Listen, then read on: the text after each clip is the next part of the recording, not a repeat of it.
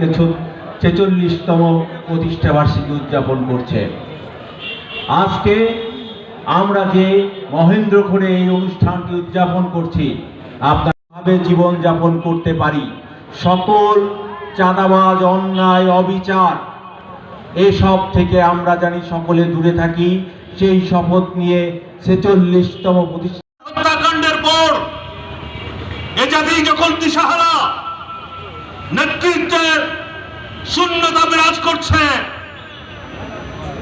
তখন আমার নেতা আমাদের তারা নানান রকম পায়তারা করে, এই দলের বদনাম করে, এই দলকে ধ্বংস করার পায়তারা করছে।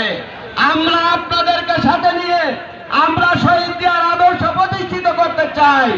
আমরা এই দেশকে মাটি ও মানুষের জন্য একটা দেশ উপহার দিতে না হয়, এই কথাটা আমাদেরকে মাথায় রাখতে হবে।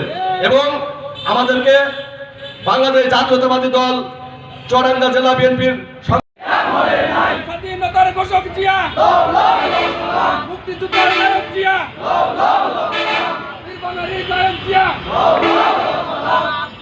ভাই সর্দার আলী চাচা, সামনানি ভাই সহ সকল নেতারা ঐক্যবদ্ধ হয়েছে। আমরা আগামীতে আরো যারা আছে সকলকে ঐক্যবদ্ধ করে আমরা আন্দোলন চাই। আমরা তাদের পাল্লা ভারী করার কোনো সুযোগ দেব না।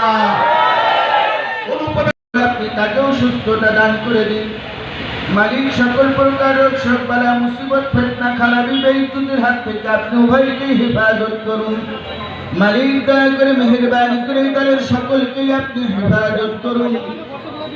সকল